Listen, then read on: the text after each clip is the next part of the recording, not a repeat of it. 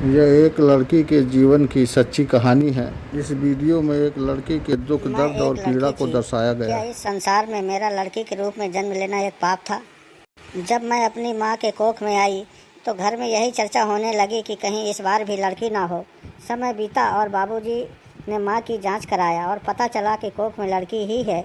फिर हलचल शुरू हो गई और माँ के ऊपर ताने, दबाव, गुस्सा, मनमुटाव शुरू हो गया कि एबार्शन यानी गर्भपात कराना है, नहीं चाहिए लड़की, क्योंकि अगर लड़की हो गई तो इसे दूसरे घर जाएगी, इसको पढ़ाना लिखाना, सुरक्षा, शादी ब्याह, जिसमें बहुत सारा दहेज दान देना पड़ेगा।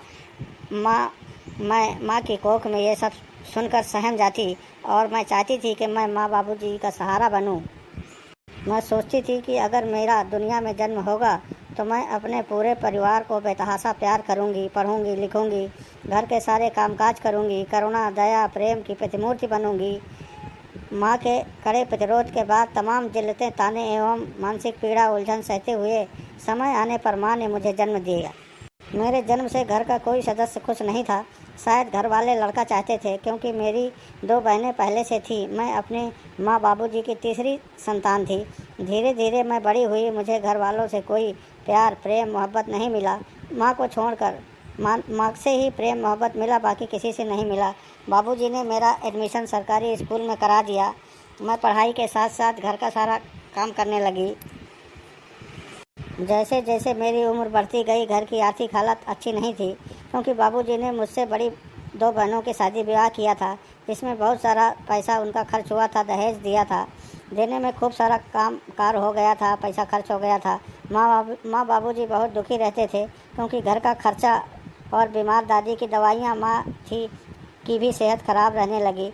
मैं ही बाबूजी की चिंता का कारण थी, क्योंकि बाबूजी ने मेरा विवाह करना चाहते थे।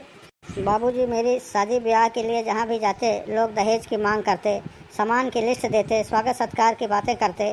फिर बाबूजी मायूस होकर घर लौट आते, क्योंकि घर में ज़्यादा पैसा तो था नहीं जो लोगों की मांगों को पूरा कर पाते। समय पंख लगाकर उड़ता गया। मेरी उम्र बढ़ते बढ़ते 21 साल की हो गई। अब मैं माँ बाबूजी एवं परिवार वालों की चिंता का कारण हो गई और उनको मेरी ही चिंता सताने लगी। मैंने कई बार सुना, ये कुलच्छड़ी कहाँ से पैदा हो गई और इसकी शादी ब्याह के लिए बहुत परेशानी होगी। इसने तो हमारा जीवन ही नरक कर दिया। जहाँ भी जाओ लोग मनमानी दहेज मांगते हैं। कैसे करें इसका विवाह, कहाँ से लाएं रुपया? कर्ज पर कर्ज तो पहले से ही है। कुछ समय बाद एक परिवार रिश्ता करने के लिए तैयार हुआ। दहेज किस्तों में लेने को भी तैयार हो गया। बाबूजी ने किसी तरह मेरा विवाह कर दिया और किस्तों में दहेज देने की बात स्वीकार कर लिया। मैं अपने ससुराल आ गई। सास ससुर एवं पति की सेवा में लग गई। मगर मुझे क्या मालूम था कि भगवान को कुछ और ही मंजूर है। जो दहेज का पैसा शेष रह गया था, उसकी मांग रोज होने लगी। बाबूजी को संदेशा भेजे जाने लगा और धमकी भी दी जाने लगी कि दहेज का रुपया दो, नहीं तो तुम्हारी बेटी का जीना मुश्किल कर देंगे। और फिर शुरू हुआ प्रताड़ना, शोषण, अत्याचार, मानसिक पीड़ा, टार्चर का दौर। ससुराल वाले रोज़ गाली गलौज, शोषण, अत्याचार और टार्चर करने लगे, यहाँ तक कि मार पिटाई भी करते थे। मैं ये सब चुपचाप सहन करती थी कि कहीं मेरे और माँ बाबूजी को कोई दुख और पीड़ा न पहुँचे। मैं अपने बाबूजी को दुख और तकलीफ़ नहीं देना चाहती थी, इसलिए उनसे कोई भी बात नहीं बताती थी। रात को जो भी बचा खुचा खाना खाकर सो जाती थी। दिन भर काम करती, मार पिटाई, अत्याचार सहती। सास का रौद्र रूप देखकर मेरा मन विचलित हो जाता, रोआ रोआ कष्टमय हो जाता। सास नहीं, पूरी हिटलर थी। मजाल क्या कि कोई भी बात टाल सकूं। ऊपर से ससुर की लालची प्रवृत्ति, पैसे की मांग, ताने, उलाहना आदि। पति को अपने माँ बाप के पूरे गुलाम। पति मेरे जो थे वो माँ बाप के पूरे गुलाम थे। उन्हीं के कहने पर वो मुझे मारते थे और मेरे ऊपर अत्याचार और शोषण करते थे और मुझे प्रताड़ना भी देते थे। मैं मन महसूस कर रह जाती और चुपचाप सब कुछ सहन करती। मेरी सेहत खराब होने लगी।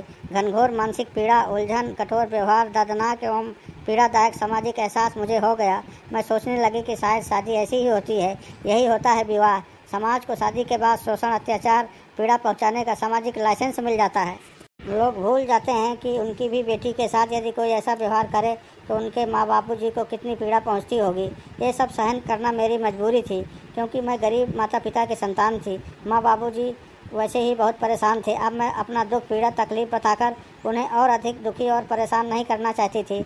ससुराल वालों के अत्याचार का सिलसिला कभी रुका नहीं और मेरी तबीयत खराब रहने लगी। मेरी तबीयत दिन प्रतिदिन बिगड़ने लगी।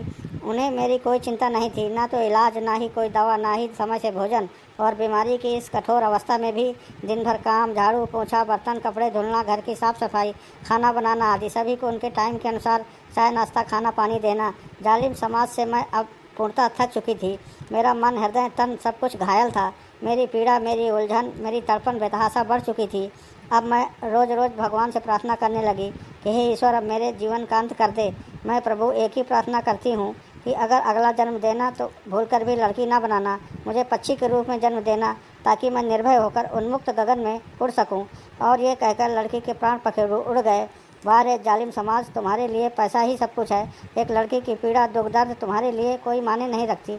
ऐसे जालिमों से ये समाज, ये दुनिया भरी पड़ी है। ये थी एक लड़की की दर्दनाक कहानी। और ऐसी ही दुनिया में तमाम लोग हैं जो लड़कियों को प्रताड़ित, परेशान करते हैं पैसा के लिए। तो ऐसे समाज को ये मैसेज है कि वो लड़कियों का मान सम्मान, उनको इज्जत करें और बहुत ही प्रेम मोहब्बत से रखें, ताकि हमारा समाज खुशहाल हो सके।